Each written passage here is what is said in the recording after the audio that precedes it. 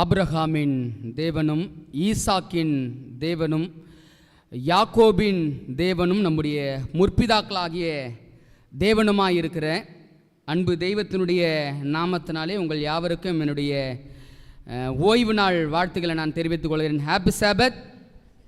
இந்த பரிசுத்தமான ஓய்வு நாளில் தெய்வீக ஆராதனையில் இந்த பரிசுத்தமான மணி நேரத்தில் தேவ சமூகத்தில் காத்திருந்து தேவ சத்தியத்தை கேட்கும்படியாய் ஆண்டுடைய சமூகத்தில் அமர்ந்திருக்கிற உங்கள் யாவரையும் தேவன் தாமே ஆசீர்வதிப்பாராக. இந்த தெய்வீக ஆராதனையிலே தேவன் நம்மோடு இருப்பதற்காக பரலோக தேவனுக்கு நன்றிகளை செலுத்துவோம். தொடர்ச்சியாக ஒவ்வொரு வாரங்களிலும் நல்ல சத்தியங்களை, பரலோக மன்னாவை நாம் ருசிக்கும்படியான பாக்கியத்தை பரலோகத்தின் ஆண்டவர் கொடுத்து வராங்க. இந்த வாரத்திலும் ஒரு நல்ல சத்தியத்தை நாம் படிக்கும்படியாக ஆண்டுடைய சமூகத்தில் கடந்து வந்திருக்கிறோம். இந்த வார தேவ செய்திக்காக ஆண்டுடைய சமூகத்தில் நான் தொடர்ச்சியாக ஜெபித்து கொண்டிருந்தேன். தொடர்ச்சியாக ஜெபித்து கொண்டிருந்த சூழ்நிலையில் ஒரு மிக முக்கியமான செய்தியை ஆண்டவர் என் உள்ளத்துக்குள்ளாக ஏற்படுத்தினார். முதலாவது, அந்த செய்தி எனக்கு நம்பிக்கைக்குரிய ஒரு செய்தியாய் மாறியது. என்னை நம்பிக்கைப்படுத்திய செய்தியை உங்களுக்கு முன்பதாக நான் கொண்டு வர வேண்டும் என்று ஆசித்து தேவன் நம்பிக்கையை உங்களுக்கு தரும்படியாக இந்த தெய்வீக ஆராதனையின் வேலையிலே உங்கள் சமூகத்துக்கு முன்பதாக வரும்படியான வாய்ப்பை தேவன் கொடுத்திருக்கிறார். என்னுடைய சகோதரனுடைய குடும்பத்தை நான் நன்றாக அறிவேன். சகோதரன் என்றாலும் கூட நல்ல நண்பன் என்று நான் அவரை சொல்லுவேன். அவருடைய தாயார் என்னோடு சமீப காலத்தில் பேசிக்கொண்டே இருந்தார். பேசிக்கொண்டிருக்கும் பொழுது சகோதரனுடைய குடும்பத்தின் பாரங்கள் எல்லாவற்றையும் என்னோடு பகிர்ந்து கொண்டிருந்தார். அப்போ அவங்க சொன்னாங்க, தம்பி நீங்கள் சொன்னால் கேட்பாங்க, நீங்கள் சொல்லுங்கள் அப்படின்னு சொல்லிக்கிட்டே இருந்தாங்க. சிறிது நேரம் பேச்சு தொடர்ந்து கொண்டே இருந்தது. தொடர்ந்து கொண்டிருக்கும் பொழுது ஒரு வார்த்தையை அவர்களுடைய அந்த பேச்சில் தொடர்ந்து சொல்லிக்கிட்டே இருந்தாங்க.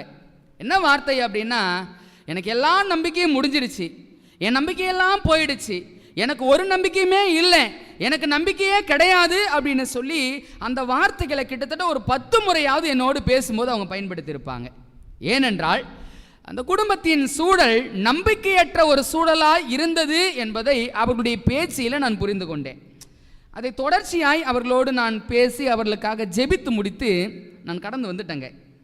கடந்து வந்து நான் ஆண்டுடைய சமூகத்தில் இந்த வார செய்திக்காக அமர்ந்திருக்கும் பொழுது எனக்கு நம்பிக்கை இல்லை, நம்பிக்கையெல்லாம் போயிடுச்சு அப்படின்னு சொன்ன அந்த வார்த்தை என்னை தொடர்ச்சியாக தேவ சமூகத்தில் உறுத்திக்கிட்டே இருந்துச்சு.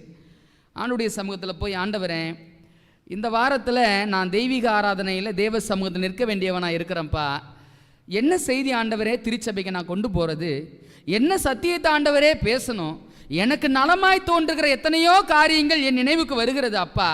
ஏன் சித்தம் இல்லை சுவாமி, எனக்கு நலமாய் தோன்றுகிற சத்தியம் அல்ல ஆண்டவரே, எங்களை குறித்து நீங்கள் வைத்திருக்கிற பாரமே இந்த தெய்வீக ஆராதனையில் வெளிப்பட வேண்டும், எங்களுக்கு உதவி செய்யுங்க தெய்வமே அப்படின்னு சொல்லி ஆண்டுடைய சமூகத்தை தொடர்ச்சியாய் ஜெபித்து கொண்டிருந்தேன். வேதாகமத்தில் நம்பிக்கை முடிந்த ஒரு இடத்தை ஆண்டவர் எனக்கு காட்டி கொடுத்தாருங்க.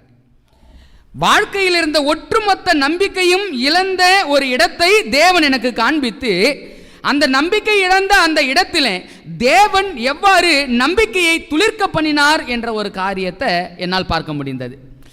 ஸோ அந்த சத்தியத்தை படிக்க படிக்க எனக்கு ஒரு விஷயம் புரிந்து கொள்ள முடிந்தது. என்ன புரிந்து கொள்ள முடிந்தது அப்படின்னா, இந்த உலகத்தில் நான் பயணிக்கிற இந்த பயணங்களில் சில நேரங்களில் எனக்கு நம்பிக்கை முடிந்த இடங்களாக பல இடங்கள் தோன்றுகிறது. ஆனால் நம்பிக்கை முடிந்த இடத்தில்தான் நம்பிக்கையின் ஆகியனாகிய கிறிஸ்து அந்த நம்பிக்கையை மீண்டும் புதுப்பிக்கிறார் என்ற சத்தியத்தை என்னால் பார்க்க முடிந்ததுங்க. ஒரு சிறு ஜெபத்தோடு கூட நம்பிக்கை முடிந்த இடம் எதுன்னு வேதாகமத்தில் படிக்கலாங்களா? ஜெபம் செய்வோம். பிதாவே, உங்கள் சமூகத்துக்கு வருகிற பொழுதெல்லாம் உங்கள் ஆவியானவர் எங்களை நடத்துகிற அதிசயமான நடத்துதலுக்காக நன்றி செலுத்துகிறோம். ஆண்டவரே, இந்த தெய்வீக ஆராதனையின் வேலையில் ஆண்டவர் பேசுங்கப்பா.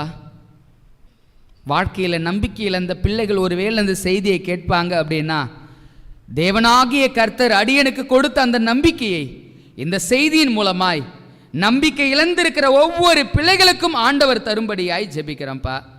என் தேவனாகிய கர்த்தாவே, உங்கள் திருமுகத்தை பார்க்கிற பொழுதெல்லாம் சத்திய ஆவியானவர் எங்களுக்கு கொடுத்து சகல சத்தியத்துக்குள்ளும் எங்களை நடத்துகிற கிருபைகளுக்காக நன்றி செலுத்துகிறோம். இந்த சத்தியத்தை கேட்கிற பிள்ளைகளுடைய இருதயங்களுக்காக அடியேன் ஜெபிக்கிறேன் அப்பா. ஆண்டவரே, இந்த சத்தியத்தை கேட்கிற பொழுது இந்த சத்தியத்தின் வல்லமை அவருடைய இருதயங்களை தொடட்டும் ஆண்டவரே. இந்த சத்தியத்தின் மேன்மையினால் அவர்களை முடிசூட்டுங்க ஆண்டவரே. உங்க பிள்ளைங்க உங்களிடத்துல நம்பிக்கையாய் வாழ்வதற்கும் வளருவதற்கும் தேவன் விசுவாசத்தின் படியை ஒரு விசை இந்த செய்தியின் மூலமாய் கூட்டித்தர வேண்டுமாய் இயேசுவின் வழியாய் ஜெபிக்கிறோம். எங்கள் ஜெபம் கேளும் நல்ல பிதாவே, ஆமென். வேதாகமத்தில் நம்பிக்கை முடிந்த ஒரு இடத்தை ஆவியானவர் எனக்கு காட்டி கொடுத்தாருங்க. அது எங்க இருக்குது அப்படின்னா, லூக்கா எழுதின நற்செய்தி புத்தகம். லூக்காவின் நற்செய்தி புத்தகத்துக்கு வருவோம் அப்படின்னா, அந்த நம்பிக்கை முடிந்த ஒரு இடத்தை ஆண்டவர் எவ்வளவு நேர்த்தியாக வைத்திருக்கிறாரு பாருங்க. என்ன நம்பிக்கை அந்த இடத்துல முடிந்திருக்கிறது என்பதை ஒரு கணம் நம்ம வாசிக்கலாம். 7வது அதிகாரம், லூக்கா 7வது அதிகாரம். இந்த 7வது அதிகாரத்தில் வசனம் 11 16 வரைக்கும் ஒரு சம்பவம் இருக்கிறதுங்க. அந்த சம்பவத்தை நான் உங்களுக்காக வாசிக்க வேண்டும் என்று ஆசிக்கிறேன். லூக்கா புத்தகம் 7வது அதிகாரம் வசனம் 11 16 வரைக்கும் நான் வாசிக்கிறேன். கொஞ்சம் கவனத்தோடு உங்கள் வேதாகமத்தில் சம்பவம் என்ன என்பதை கொஞ்சம் பார்த்துக்குவோம். பிறகு அங்கே இழந்த நம்பிக்கை என்ன என்பதை புரிஞ்சிக்க முடியும். வசனம் 11, மறுநாளிலே அவர் நாயின் என்னும் ஊருக்கு போனார். அவருடைய சீஷர் அநேகரும் திரளான ஜனங்களும் அவருடனே கூட போனார்கள். அவர் ஊரின் வாசலுக்கு சமீபித்த போது மரித்து போன ஒருவனை அடக்கம் பண்ணும்படி கொண்டு வந்தார்கள்.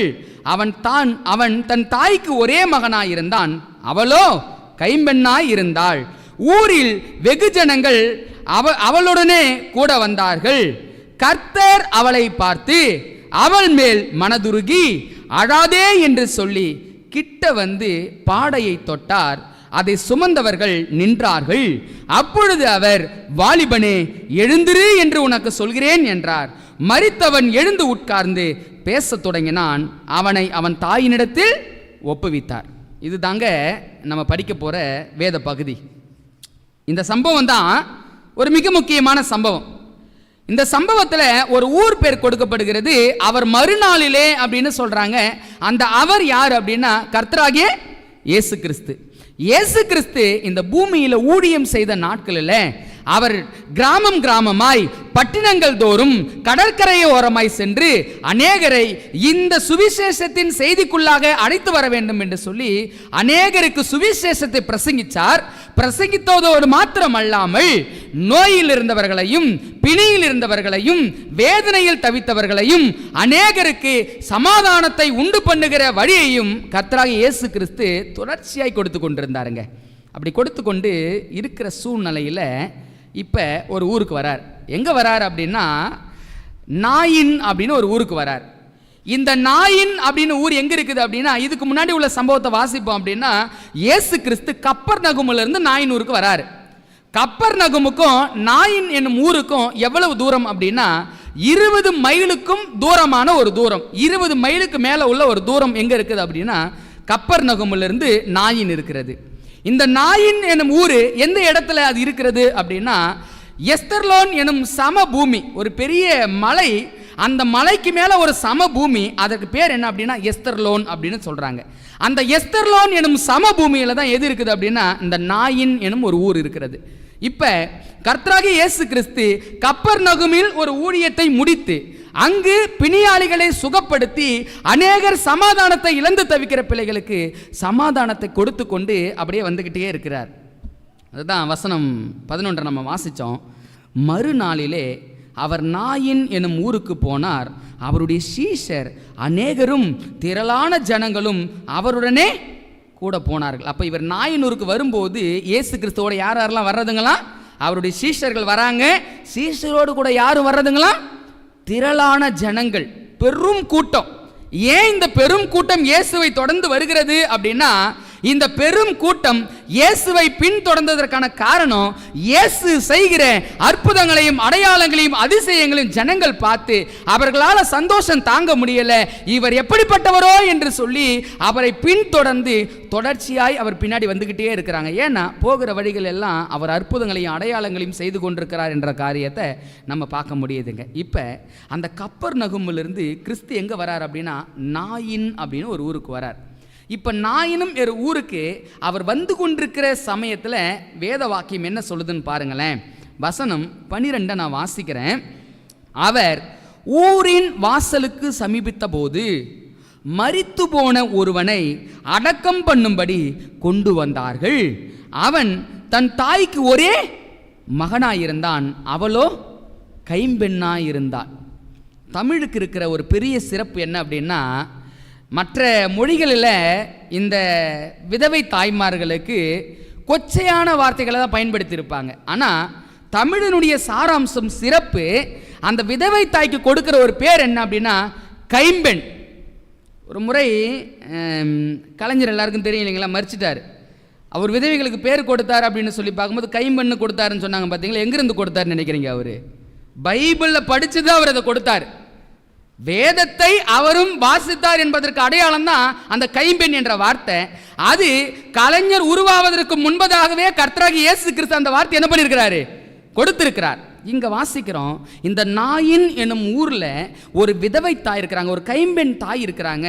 இந்த கைம்பெண் தாய்க்கு ஒரே மகன், அந்த ஒரே மகன் வாலிபனாயிருந்தான். அந்த வாலிபனுடைய நிலை என்ன அப்படின்னா மரித்து போன ஒரு நிலை. நபர் ஒரு விதவை தாயின்னு பார்க்குறோம். எந்த ஊரில் நடந்த சம்பவம் அப்படின்னா நாயினும் என்னும் ஊரில் நடந்த சம்பவம் அப்படின்னு சொல்லி பார்க்குறோம். இந்த விதவை தாய்க்கு இருந்த ஒரே ஒரு ஆதரவு யார் அப்படின்னா, அவரை பெற்று அந்த தாய் பெற்றெடுத்த ஒரே ஒரு மகன், அவனும் வாலிபனாயிருந்தான். அந்த ஒரே மகன் தான் அவனுக்கு ஆதரவா, அந்த அம்மாவுக்கு ஆதரவா இருந்தவர் என்று சொல்லி வேதாகமத்தை நம்மால் வாசிக்க முடியுதுங்க.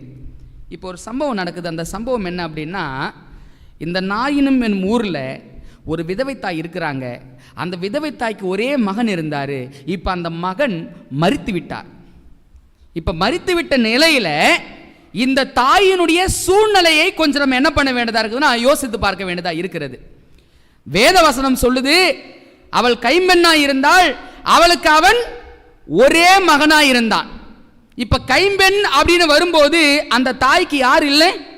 கணவர் இல்லைங்க. கணவர் இல்லாத பட்சத்தில் இந்த தாய் தனக்கென்று வைத்திருந்த ஒரே ஒரு ஆதாரம், தனக்கென்று வைத்திருந்த ஒரே ஒரு உறவு யார்தான்? தன் பிள்ளை தான். இப்ப அந்த பிள்ளையும் மரித்து போன ஒரு சூழ்நிலை நாயினும் என்னும் ஊர்ல இருக்குது. இப்ப இந்த நாயினும் ஊர்ல இந்த மரித்து போன வாலிபனை அடக்கம் செய்யும்படியாக கொண்டு வராங்க. கொண்டு வருகிற பொழுது கூட யாரு வரதுன்னு வசனம் சொல்லுது பாருங்க. வசனம் 12 வாசிக்கிறேன், பிற்பகுதியை பாருங்களேன். அவளோ கைம்பெண்ணாய் இருந்தால் ஊரில் வெகு ஜனங்கள் அவளுடனே கூட வந்தார்கள். யார் கூட வந்தாங்களாம்? அந்த தாயோரோடு கூட அடக்கம் செய்யும்படி அந்த வாலிபனை கொண்டு போகிறார்கள். கொண்டு போகிற பொழுது தாய் மாத்திரமல்ல, அந்த ஊரில் இருக்கிற வெகு ஜனங்கள் அந்த தாயோரோடு என்ன பண்ணாங்களாம்? வந்தார்களா. ஊர்ல எவ்வளவு இரக்கம்ல அந்த தாயாருக்கு. ஒரே ஒரு மகனாக இருந்தானே, இந்த மகன் போயிட்டானே, இந்த தாய்க்கு இனிமேட்டு ஆதரவு யார் என்று சொல்லி அந்த ஊரே இறக்கப்படுகிற அளவிற்கு, அந்த ஊரே கஷ்டப்படுகிற அளவிற்கு அந்த தாயினுடைய சூழ்நிலை இருந்ததாக வேதாகம் நமக்கு சொல்லிக் கொடுக்கிறது. நான் இந்த சம்பவத்தை வாசித்து ஆண்டுடைய சமூகத்தில் தொடர்ச்சியாய் ஜெபித்து கொண்டிருந்தேன். கப்பர்நகூமில் இருந்த ஆண்டவர், 20 மைலுக்கும் மேல் தூரமாக இருந்த ஆண்டவர், அங்கு கப்பர்நகூமில் அவர் செய்ய வேண்டிய அற்புதங்களையும் அடையாளங்களையும் செய்து கொண்டிருந்தவர், அவருடைய பாதம் எந்த ஊரை நோக்கி வந்து கொண்டிருக்கிறது அப்படின்னா நாயின் எனும் ஊரை நோக்கி அவருடைய பாதம் வந்து கொண்டிருக்கிறது. எத்தனை மைல் அப்படின்னா 20 மைல். 20 மைல் அப்படின்னா தோராயமா எத்தனை கிலோமீட்டர் தெரியுங்களா? 20 மைல். கிலோமீட்டர்ல மைல், மைல் அப்படின்னா அதற்கும் மேலே. கிட்டத்தட்ட எழுத்தாளர்கள் எழுதும் பொழுது எழுதுறாங்க ஒரு 30 கிலோமீட்டர் ஆச்சு அது இருக்குமா. 20 மைல் அப்படின்னா கொஞ்சம் தூரம் வருங்களாம். அப்ப அத்தனை கிலோமீட்டரும் கப்பர்நகூமில் இருந்த கிறிஸ்து நாயினும் எனும் ஊருக்கு வந்ததற்கான காரணம் என்ன அப்படின்னு கொஞ்சம் தேடி படிக்க ஆரம்பிச்சேங்க. நான் இப்போ தேடி படிக்க ஆரம்பிக்கும் போது ஒரு விஷயம் எனக்கு புரிய வந்துச்சு. என்ன புரிய வந்துச்சு அப்படின்னா, இந்த தாயாருடைய சூழ்நிலையை ஒரு கணம் நான் யோசித்து பார்த்தேன். அந்த தாயாருடைய இடத்திலிருந்து இந்த சத்தியத்தை நான் பார்க்க ஆரம்பித்தேன். அந்த தாயாருடைய சூழ்நிலை என்ன அப்படின்னா, இந்த தாயார் இந்த மகனை பெற்றெடுத்ததிலிருந்து எவ்வளவு ஆளார்த்தமா இந்த பிள்ளையை வளர்த்திருப்பாங்க அப்படின்னு நான் யோசிச்சு பார்த்தேங்க. ஒருவேளை இந்த தாயாருடைய கணவர் எப்போ இழந்தார் அப்படின்னு சொல்லி வேதம் நமக்கு எந்த குறிப்பும் கொடுக்கல. ஆனால் ஒருவேளை கணவன் இறந்து அந்த கணவன் இறந்த அந்த இழப்புல இருந்த தாயார் எதை வைத்து தன் மனதை தேற்றிக் கொண்டிருப்பாங்க? யாரை வைத்து அவருடைய மனம் ஆறுதல் அடைந்திருக்கும்? தன்னுடைய ஒரே பிள்ளை. ஒரு குடும்பத்தில் தகப்பன் இல்லாத குடும்பத்தை போய் நீங்கள் பாருங்க, அது எவ்வளோ வேதனையும் கஷ்டத்தையும் நிந்தையும் அனுபவிக்கும் என்பதை அந்த குடும்பத்தில் இருந்து பார்த்தா தான் தெரியும். இப்போ அப்படிப்பட்ட ஒரு குடும்பம் தான் எது அப்படின்னா இந்த தாயாருடைய குடும்பம். இந்த தாயார் கணவனை இழந்து அந்த வேதனை, அந்த துக்கம், அந்த கஷ்ட காரியங்கள் எல்லாம் மறப்பதற்கு பல நாள் எடுத்திருக்கும்.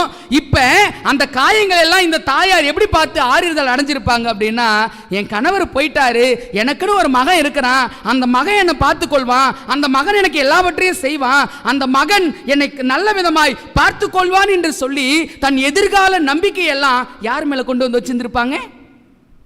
இந்த மகன் மேல வைத்திருந்திருப்பாங்க. தனக்கு உணவு இல்லை என்றாலும் தன் பிள்ளைக்கு ஊட்டி, நீ வளர்ந்துருப்பா, நீ வளர்ந்துட்ட அப்படின்னா நீ என்ன பண்ணுவ, சரியா பார்த்துக்கொள்வ. தனக்கு ஆடை இல்லை என்றாலும் சரி, தன் பிள்ளைக்கு நல்ல ஆடையை கொடுத்து நீ நல்லா வளர்ந்துரு, நீ வளர்ந்துட்ட அப்படின்னா நீ எனக்கான எல்லா தேவைகளும் சந்திப்பா என்று சொல்லி சிறு வயதிலிருந்தே இந்த பிள்ளைய இந்த தாயார் எவ்வளோ தியாகங்களையும் எவ்வளோ கஷ்டங்களையும் எவ்வளோ அன்புகளையும் கொட்டி இந்த பிள்ளையை வளர்த்துருப்பாங்கல்ல. இவ்வளோ கஷ்டங்களின் மத்தியில் வளர்ந்த இந்த பிள்ளை இன்னைக்கு என்ன ஆயிடுச்சு அப்படின்னா மரிச்சு போயிடுச்சு. இப்போ இந்த மரித்த சூழ்நிலையில் இந்த தாயாருடைய மனநிலை எப்படி இருக்கும்னு யோசித்து பாருங்களேன்.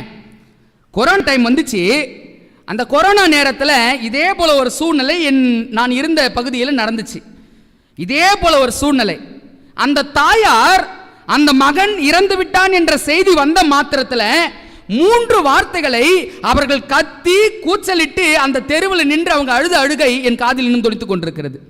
என்ன சொன்னாங்க தெரியுங்களா? பிள்ளை வெளிநாட்டுக்கு வேலைக்கு போனவன், வேலைக்கு போன இடத்துல கொரோனா வந்துடுச்சு, கொரோனாவால் அவர் மறிக்க வேண்டிய சூழ்நிலை ஆயிடுச்சு. இப்போ இந்த செய்தி இந்த தாயாருக்கு வந்த மாத்திரத்தில் அந்த நடு வீதியிலிருந்து ஒரு சத்தம் போடுறாங்க. அந்த சத்தம் என்ன அப்படின்னா, ஐயோ கடவுளே, உனக்கு கண்ணே இல்லையா?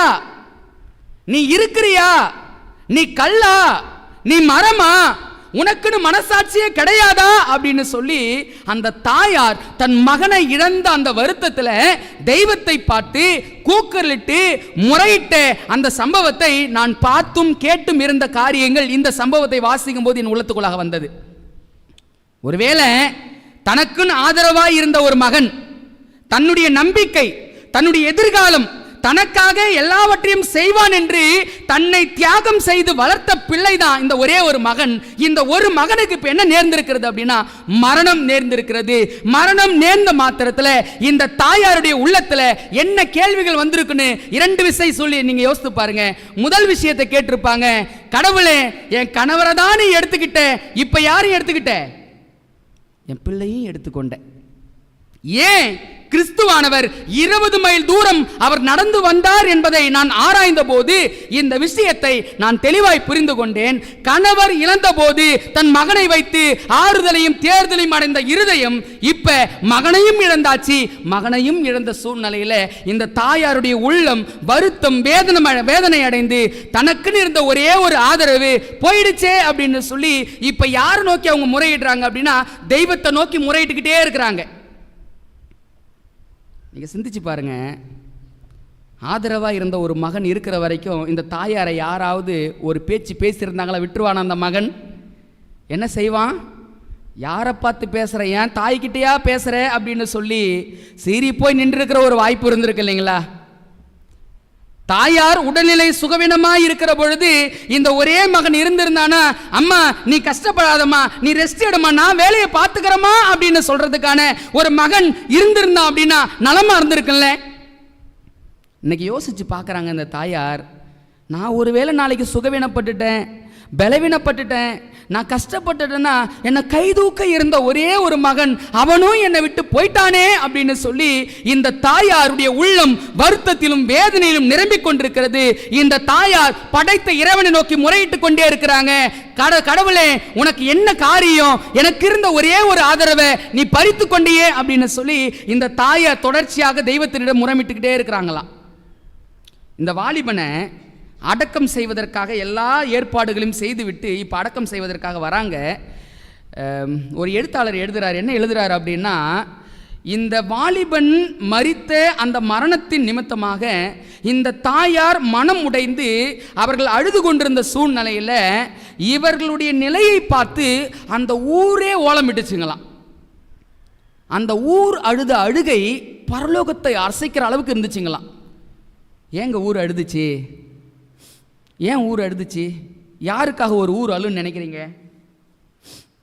யாருக்காக ஒரு ஊர் அழும்? இந்த தாயினுடைய சூழ்நிலையை அந்த ஊர் பார்க்குது. ஐயோ, இந்த அம்மா எவ்வளோ கஷ்டங்கள் அனுபவிச்சிருந்தாங்கன்னா அந்த ஊர் இந்த அம்மாவுக்காக இறக்கப்படும். அவங்க கண்களுக்கு எதிராக எவ்வளவு வேதனைகளையும் தியாகங்களையும் செய்து அந்த பிள்ளையை வளர்த்திருந்தாங்க அப்படின்னா அந்த ஊர் இவ்வளோ இறக்கப்படும் என்பதை நீங்கள் நான் சிந்தித்து பார்க்க வேண்டியதாக இருக்கிறது. இப்போ அந்த ஒட்டுமொத்த ஊரும் ஒரே அழுகுரல் இருக்கிறது. இந்த அழுகுரல் எதை அசைக்கிறது அப்படின்னா பரலோகத்தை அசைக்கிறதா.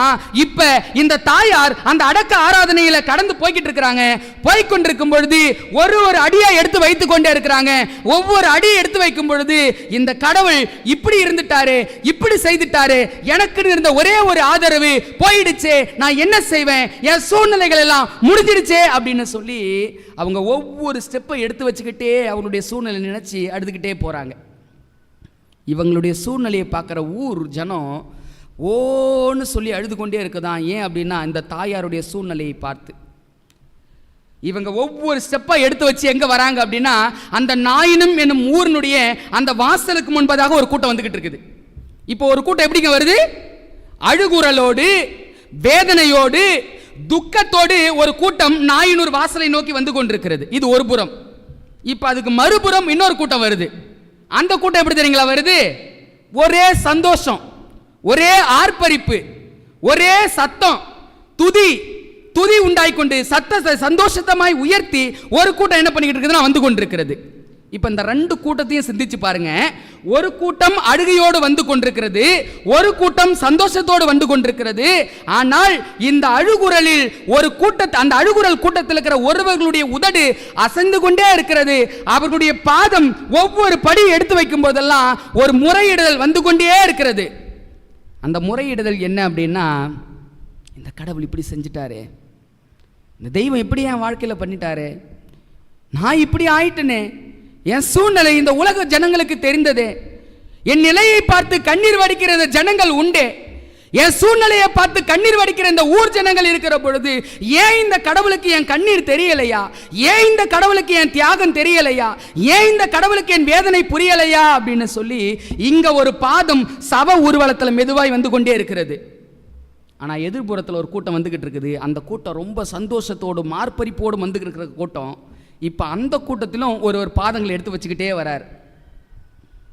ஒரு கூட்டம் அழுகையின் கூட்டம், இன்னொரு கூட்டம் சந்தோஷத்தின் கூட்டம்.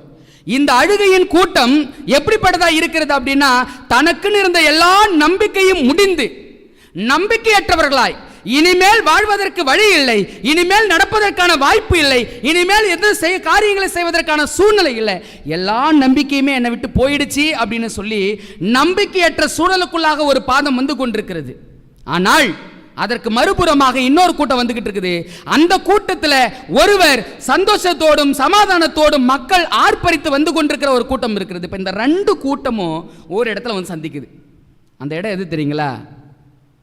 நாயின் ஊர். ஒரு பக்கம் அழுகை, இன்னொரு பக்கம் சந்தோஷம். இந்த அழுகையின் கூட்டமும் இந்த சந்தோஷத்தின் கூட்டமும் ஒரு இடத்துல வந்து சந்திக்குது. சந்தித்த மாத்திரத்தில் கிறிஸ்து அந்த கூட்டத்தை பார்த்து என்ன சொல்றார் என்பதை வேதம் சொல்லுது பாருங்களேன். வசனம் 13, கர்த்தர் அவளை பார்த்து. யாரை பார்த்துங்க?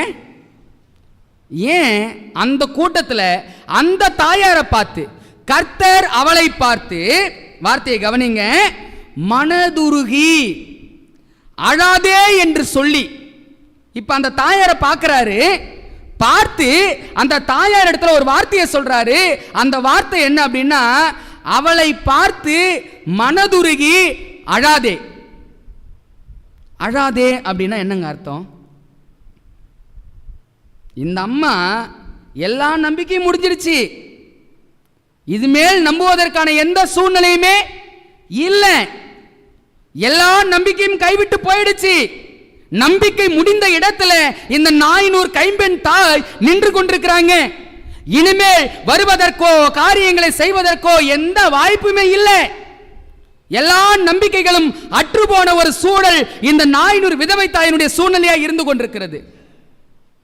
இங்க ஒரு பாதம் வருது, இந்த கடவுள் எனக்கு இரக்கம் செய்யலையே, இந்த கடவுள் எனக்கு இப்படிப்பட்ட காரியங்களை செய்துட்டாரே, அனுமதிச்சிட்டாரே, இப்படிப்பட்ட வேதனையோடு நான் நின்று கொண்டிருக்கிறேனே, என் நம்பிக்கையெல்லாம் முடிந்து போயிருக்கிறதே, எனக்கு வேதனை உண்டாயிருக்கிறதே, யார் எனக்கு இருக்கிறார்கள், எனக்குன்னு இருந்த ஒரே ஒரு உறவும் அற்று போயிட்டே என்று சொல்லி நம்பிக்கை முடிந்த ஒரு சூழ்நிலையில் இந்த தாய் நடைபெற்று கொண்டு வந்திருக்கிறாங்க. இங்க ஒருவருடைய பாதம் நடைபெற்று கொண்டு வந்திருக்கிறது. இங்க ஒரு உதடு பரலோகத்தின் தேவனை பார்த்து முறையிடுதல் வந்து கொண்டே இருக்கிறது. இவங்க நினைச்சாங்க இவங்க நம்பிக்கையெல்லாம் முடிஞ்சிருச்சு, அவ்வளோதான், இவங்க காரியம் ஒன்றுமே இல்லை, இவர்களால் ஒன்றுமே செய்ய முடியாது.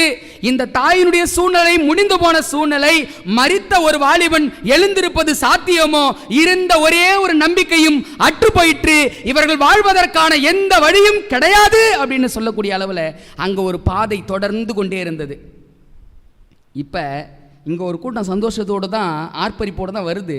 ஆனால் அதில் ஒருவருடைய இருதயம் ஒவ்வொரு பாதப்படி எடுத்து வைக்கும் போதும் என்ன சொல்லிக்கிட்டு வருதான், மகளே உன்னை கஷ்டப்படுத்திட்டேன், உன்னை துக்கப்படுத்திட்டேன், உன்னை வேதனைப்படுத்திட்டேன், உன் நம்பிக்கையெல்லாம் முடிஞ்சு போயிடுச்சு அப்படின்னு சொல்லி நீ இவ்வளோ கஷ்டத்தோடு கலக்கத்தோடு நீ வந்து கொண்டிருக்கிறியே, உன் அழுகுரல் என் பரலோகத்தை அசைக்கிறது, உன் நம்பிக்கையற்ற சூழல் என்னை நாள்தோறும் நெருக்குகிறது, நீ கவலைப்படாத, நான் கிட்ட வந்துட்டேன், உன் நம்பிக்கை முடிந்த இடத்துல உனக்கு நம்பிக்கையை கொடுக்கிற தேவனாய் நான் வந்திருக்கிறேன், நீ கவலைப்படாத அப்படின்னு சொல்லி இந்த தாயாரை சந்திக்க வேண்டும் என்பதற்காக கிறிஸ்துவானவர் 20 மைலுக்கும் தூரமான மைல்கள் நடந்து வந்து இந்த தாயார் என்ன பண்றாருன்னா சந்திக்கிறார். வந்து பார்த்து சொன்ன முதல் வார்த்தை என்ன தெரியுங்களா? மனதுருகின்னு ஒரு வார்த்தை வருது பார்த்தீங்களா? இந்த தாயார் நினைச்சிட்டாங்க, இந்த ஊர் இவ்வளோ எனக்காக இறக்கப்படுது, இந்த கிராமம் இவ்வளோ எனக்காக இறக்கப்படுது, ஆனால் எங்களை படைச்ச இறைவன் இரக்கத்தை ஏன் விட்டாரு அப்படின்னு சொல்லி தேவன் இரக்கம் காட்டவில்லை என்று சொல்லி இவருடைய உள்ளம் ஏக்க கொண்டிருக்கிறது. அதனால தான் ஆண்டவர் சொல்றாரு, மனதுருகி அழாதே. அந்த அழாதே என்ற வார்த்தைக்கான அர்த்தம் என்ன அப்படின்னா, உன் கண்ணீருக்கு ஒரு முடிவு உண்டாயிற்று, உன் வேதனைக்கான முடிவு உண்டாயிற்று. நீ எந்த இடத்துல நம்பிக்கையற்ற ஒரு வாழ்க்கையை வாழ்ந்து கொண்டிருக்கிறியோ அந்த நம்பிக்கையற்ற சூழல் உனக்கு நம்பிக்கையான சூழ்நிலை மாற போகிறது என்ற ஒரு காரியத்தை அந்த தெய்வம் அந்த தாயை பார்த்து அழாதே என்று சொன்ன இடத்துல அதை எவ்வளவு தீர்க்கமாய் நம்மால் பார்க்க முடியுதுங்க. கிறிஸ்துவுக்குள் அன்பானவர்களே, அந்த அழாதே என்று சொல்லி என்ன செஞ்சாரு? வசனம் 14 பாருங்க. கிட்ட வந்து பாடையை தொட்டார். என்ன செஞ்சாருங்களா? கிட்ட வந்து பாடையை, ஒரு கேள்வி கேட்குறோம், புரிஞ்சுக்க முடியுதா பாருங்க. இயேசு கிறிஸ்து யாருங்க? இயேசு கிறிஸ்து யாரு? நசரேயன், கரெக்டுங்களா? நசரேயன், நசரனாகி இயேசு கிறிஸ்து அப்படின்னு பார்க்குறோம். நசரேயன் மரணத்துக்கு பக்கத்தில் வரலாமா? நசரேயன் மரித்தருடைய பாடையை தொட முடியுமா? எப்படிங்க இயேசு தொட்டாரு? எப்படி இயேசு தொட்டாரு? எப்படி அவரால் தொட முடிஞ்சது? ஒரு நசரேயன் தாய் தகப்பன் ஒருவேளை மரித்து போனாலும் அந்த இடத்துல கூட சேர முடியாத அளவுக்கு தான் சட்டத்திட்டங்கள் உண்டு. ஆனால் இயேசு கிறிஸ்து கிட்ட வந்து பாடையை தொட்டார் என்று சொல்லி பார்க்கிறோமே, ஏன் அவர் பாடையை தொட்டார்? அவர் பாடையை தொட்டதற்கான காரணம் என்ன? இவர் நசரேயனாச்சே, இவர் பாடையை தொடவதற்கான சூழ்நிலை உண்டா என்ற ஒரு விஷயத்தை நம்ம ஒரு கணம் சிந்தித்து பார்க்க வேண்டியதாக இருக்கிறது. இந்த சத்தியம் ஒரு மிக முக்கியமான ஒரு விஷயத்தை நமக்கு சொல்லிக் கொடுக்குது. அந்த மரித்த வாலிபனுடைய மரணத்தை யார் எடுத்துக்கொள்கிறார் என்ற ஒரு காரியத்தை இந்த வசனம் சொல்லுது. ஏசாயா புத்தகத்தில் வாசிக்கிற 53வது அதிகாரத்தில் ஒவ்வொரு முறையும் திருவிருந்துகள் என்று வருகிற பொழுதெல்லாம் பிணியாளிகளை சுகப்படுத்துறாரு, நோயாளிகளை சுகப்படுத்துறாரு, குஷ்டரோகிகளை சுகப்படுத்துறாரு, எல்லா பிணிகளையும் நோய்களையும் துக்கங்களையும் அவர் சுமந்து கொண்டார் என்ற வார்த்தையை வாசிக்கிறோமே.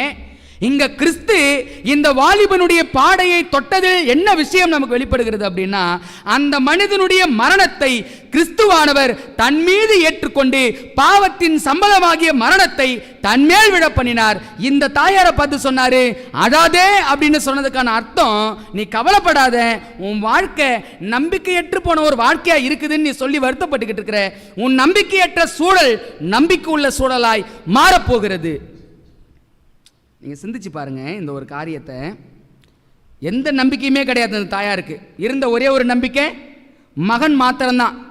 அந்த மகனை கிட்ட வந்து பாடையை தொட்டு, வாலிபனே எழுந்திரு என்று சொல்லி கிறிஸ்துவானவர் அந்த வாலிபனை உயிரோடு எழுப்பி யார்கிட்ட ஒப்படைச்சாரு? தன் தாய்கிட்ட ஒப்படைச்சார். எனக்கு ஒரு கேள்வி இருந்துச்சுன்னு சொன்ன பார்த்தீங்களா, 20 மைல் இந்த ஒரு தாயாருக்காக அவரால் எப்படி நடந்து வர முடிந்தது?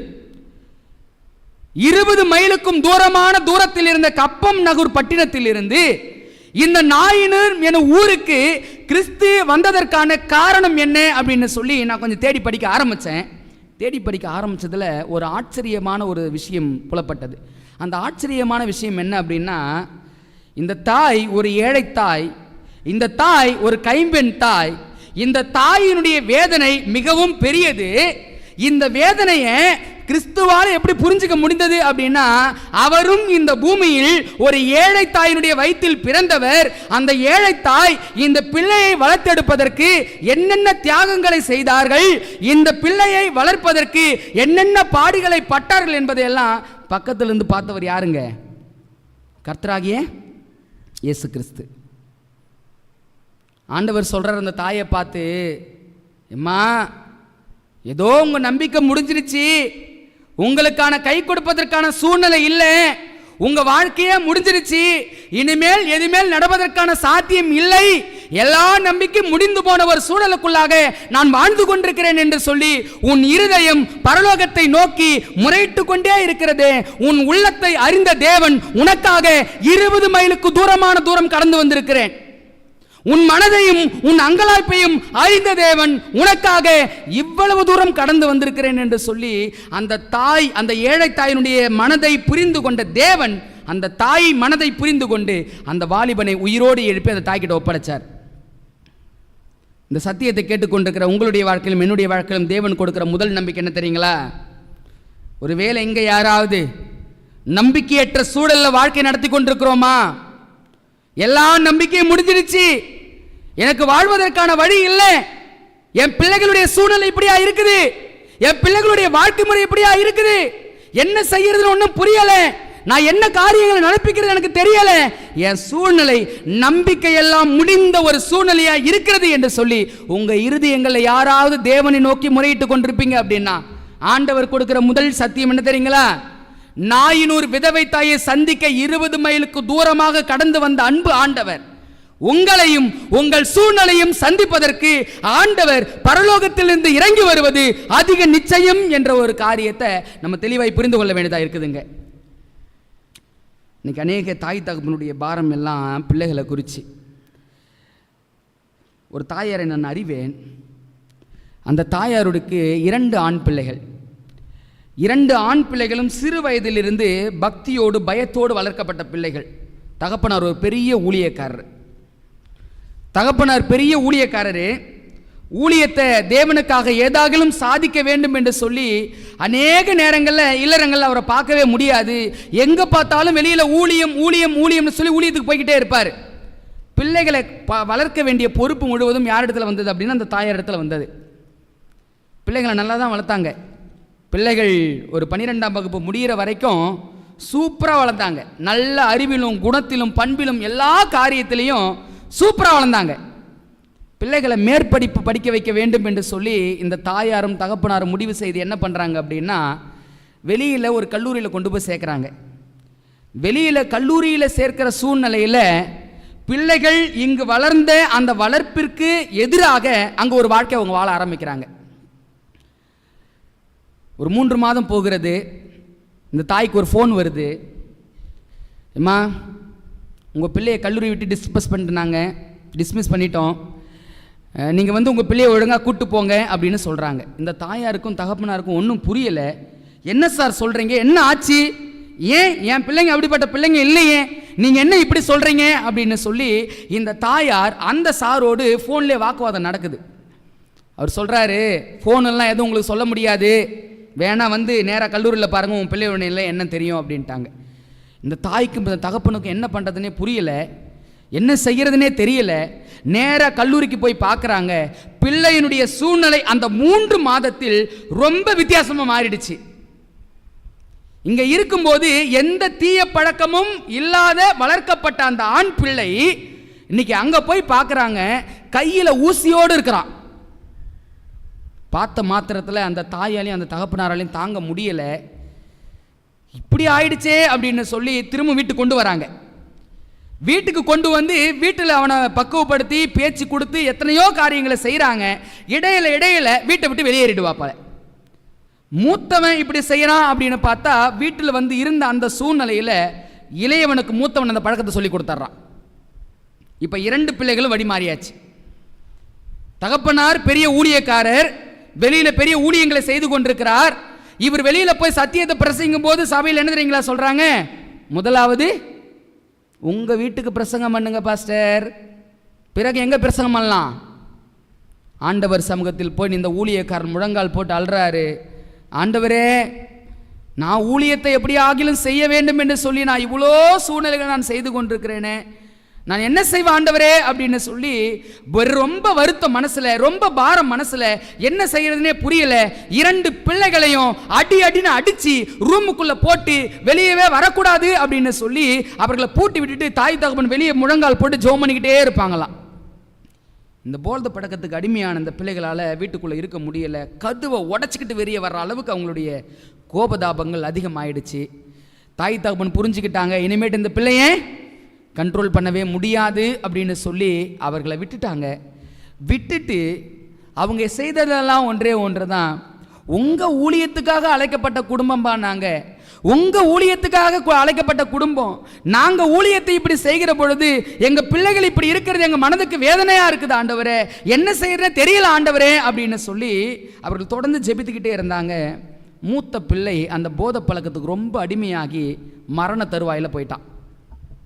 டாக்டரு அந்த மகன் ஐசியூவில் சேர்த்துட்டு ஒரு கையெழுத்து வாங்குறாரா. என்ன கையெழுத்து வாங்குறாரு அப்படின்னா, உங்கள் மகன் பிழைப்பதற்கு வாய்ப்பே இல்லை, இந்த போதை பழக்கத்தில் ரொம்ப அதீத நிலைக்கு போயிட்டு இவன் என்ன செஞ்சிட்டான் அப்படின்னா, நீங்கள் எல்லாம் பார்த்துருப்பீங்க, இந்த புண்கள்லாம் ஏற்பட்டுடுச்சு அப்படின்னா மேலே ஊற்றி ஒரு இது க்ளீன் பண்ணுவாங்க தெரியுங்களா, அதற்கு தமிழில் சொன்ன, தூய தமிழில் சொன்ன எரிசாராயம் அப்படின்னு பேர். அதுக்கு ஹாஸ்பிட்டலில் சேர்த்துருக்குறாங்க.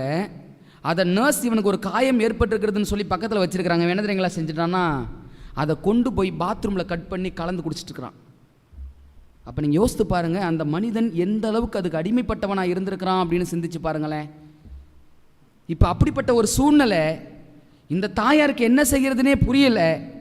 ஆண்டவர் சமூகத்தில் அவங்க நின்று செபித்த ஒரே ஒரு ஜெபம் இதுதான், ஆண்டவரே எனக்குன்னு ஒரு நம்பிக்கையுமே இல்லை, மருத்துவர் என்னிடத்தில் கையெழுத்து வாங்கிட்டாரு, உன் பிள்ளை மீட்பதற்கான வாய்ப்பே இல்லை என்று சொல்லி என்கிட்ட இருந்த எல்லா நம்பிக்கையும் போயிடுது ஆண்டவரே, எனக்குன்னு ஒரு நம்பிக்கையுமே இல்லை ஆண்டவரே, ஏன் ஆண்டவரே இந்த சூழ்நிலை, ஏன் ஆண்டவரே இந்த பிரச்சனை, ஏன் ஆண்டவரே என் குடும்பத்துக்கு இந்த காரியங்கள் அனுமதிச்சிங்க, இவ்வளோ வேதனைகளையும் இவ்வளோ துன்பங்களையும் என் குடும்பத்தில் அனுபவிப்பதற்கு நாங்கள் என்ன காரியங்களை செஞ்சோம் அப்படின்னு சொல்லி இந்த தாயார் தொடர்ச்சியாக தேவ சமூகத்தில் முறையிட்டு கொண்டே இருக்கிறாங்க.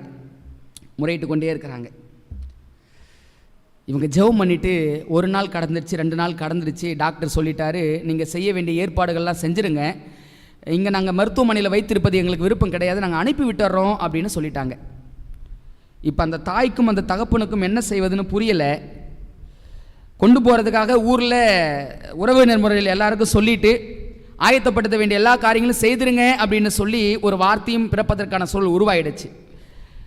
கடைசியாக அவருடைய தகப்பன் சொன்னாராம், ஏம்மா நமக்கு எந்த நம்பிக்கையுமே கிடையாது, நமக்குன்னு இருந்த ஒரே ஒரு நம்பிக்கை அவர் மட்டும்தான், நம்ம யோபுவை போல மாறதை தவிர வேறு வழி இல்லைம்மா, கர்த்தர் கொடுத்தார் கர்த்தர் எடுத்தார் அப்படின்னு சொல்லிட்டு நம்ம கடந்து போயிடுவோம், இந்த பிள்ளை நமக்கானது இல்லை அப்படின்னு சொல்லி எனக்கு தெரிஞ்சிருச்சு, நம்ம ஆண்டவருக்காக இந்த பாடையும் சகிப்பதற்கு நாம் கண்டிப்பாக முன்வந்தே தான் ஆகணும் அப்படின்னு சொன்னாராம்.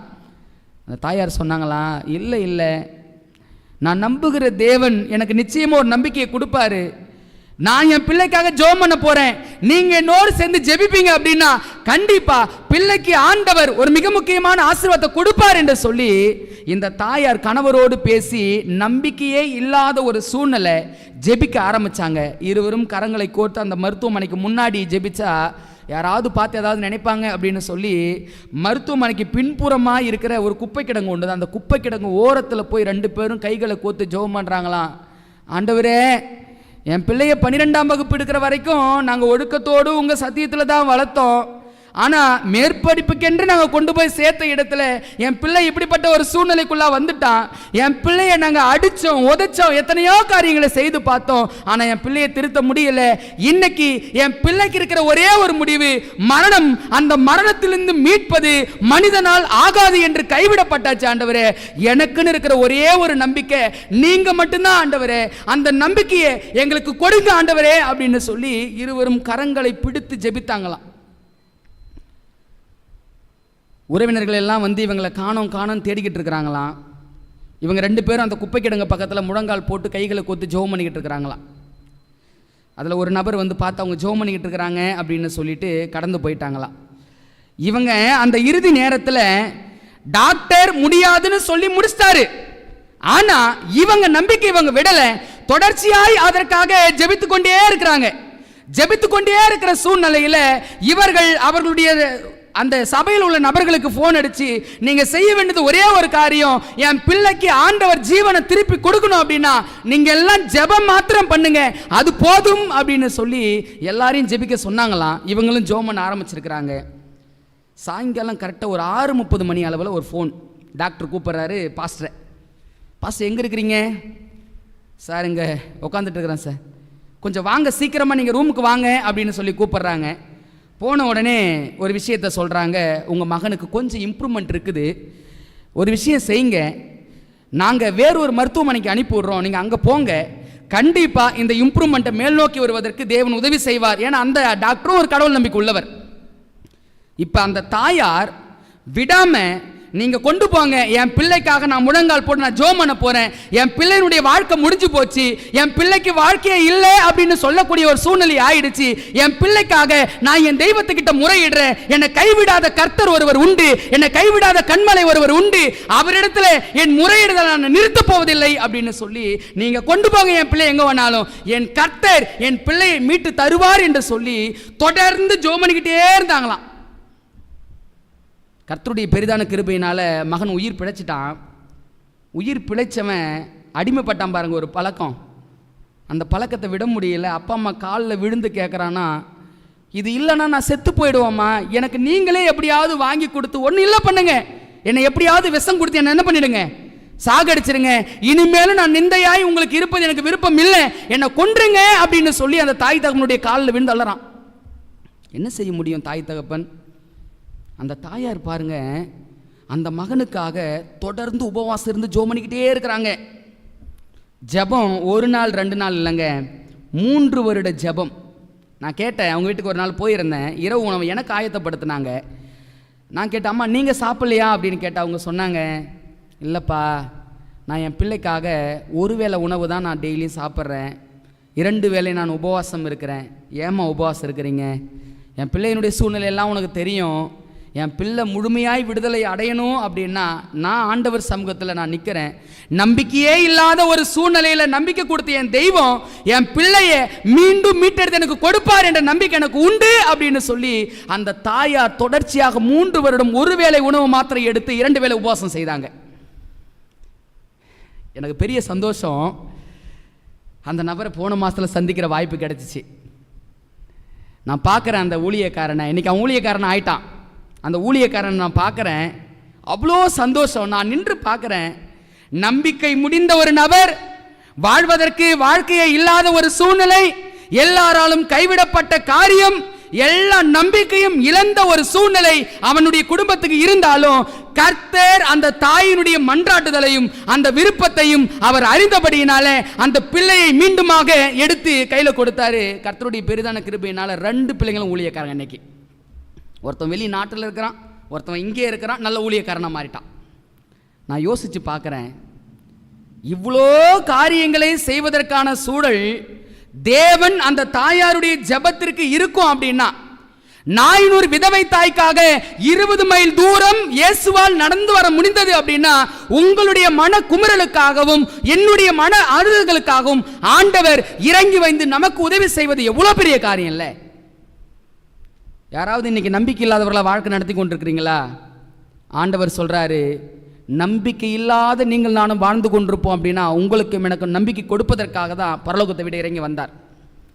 நம்பிக்கை முடிந்த சூழ்நிலை ஒருவேளை உங்களுடைய வாழ்க்கையிலும் என்னுடைய வாழ்க்கையிலும் இருக்கும் அப்படின்னா, உங்க பிள்ளைகளுடைய வாழ்க்கையை நீங்க பார்க்கும் பொழுது என் பிள்ளையினுடைய வாழ்க்கைக்கு ஒரு நம்பிக்கையுமே இல்லையே அப்படின்னு சொல்லக்கூடிய சூழ்நிலைக்குள்ளாக நீங்க வாழ்க்கை நடத்துவீங்க அப்படின்னா, தேவன் சொல்றாரு, நம்பிக்கை முடிந்த இடத்துல நம்பிக்கையை உண்டாக்குவது அவரால் மாத்திரம்தான் ஆகும். ஒரு வசனத்தை வாசனை முடிக்க வேண்டும் என்று ஆசிக்கிறேன். சங்கீதங்களின் புத்தகம் 34வது சங்கீதம் 34வது சங்கீதம் வசனம் 18லேருந்து 20 வரைக்கும் நான் வாசித்து முடிக்கிறேன். வாசிக்கிறேன் பாருங்க, வசனம் என்ன சொல்லுது அப்படி என்பதை ஒரு நம்ம வாசிப்போம். 34 18லேருந்து 20 வரைக்கும். நொறுங்குண்ட இருதயம் உள்ளவர்களுக்கு கர்த்தர் சமீபமாயிருந்து நறுகுண்ட ஆவியுள்ளவர்களை ரட்சிக்கிறார். நீதிமானுக்கு வரும் துன்பங்கள் அநேகமாயிருக்கும், கர்த்தர் அவைகள் எல்லாவற்றிலும் நின்று அவனை விடுவிப்பார். அடுத்த வார்த்தை கவனிங்க, அவனுடைய எறும்புகள் எல்லாம் காப்பாற்றுகிறார், அவைகளில் ஒன்றும் முறிக்கப்படுவது இல்லை. கிறிஸ்துவுக்குள் அன்பானவர்களே, நொறுங்குண்ட இருதயத்தோடு தன் பிள்ளைகளுக்காக தன் குடும்பத்திற்காக யாராவது ஆண்டுடைய சமூகத்தில் அமர்ந்திருப்பீங்க அப்படின்னா, ஆண்டவர் சொல்றாரு, நொறுங்குண்ட இருதயம் உள்ளவர்களுக்கு கர்த்தர் சமீபமாய் இருந்து நறுங்குண்ட ஆவியாகிய உங்களையும் என்னையும் அவர் நிச்சயமாய் ரட்சிப்பார். நீதிமானுக்கு ஒருவேளை இந்த உலகத்தில் வாழ்கிற பொழுது அநேக துன்பங்கள் வரலாம், ஆனால் அந்த துன்பங்கள் எல்லாவற்றிலும் இருந்து அந்த நீதிமானை கர்த்தர் நிச்சயமாக ரட்சிப்பார். நாயினூர் விதவை தாய்க்காக 20 மைல் தேவனால் இறங்கி வர முடிந்தது அப்படின்னா, தன் பிள்ளைகளுக்காக தன் குடும்பத்திற்காக நம்பிக்கையற்ற சூழலில் ஒருவேளை தாய் தகப்பன் யாராவது இன்னும் கண்ணீர் சிந்திக்கொண்டு, சகோதரன் சகோதரி யாராவது கண்ணீர் சிந்திக்கொண்டு, குடும்பத்தினர் யாராவது கண்ணீர் சிந்திக்கொண்டு தேவ சமூகத்தில் அமர்ந்திருப்பீங்க அப்படின்னா, நறுங்குண்ட உங்களை தேவன் ஆசீர்வதித்து நம்பிக்கை இழந்த இடத்தில் தேவன் மீண்டும் நம்பிக்கை தந்தவர்களாக கர்த்தர் தாமே நம் அனைவரையும் ஆசீர்வதிப்பாராக. ஆமென்.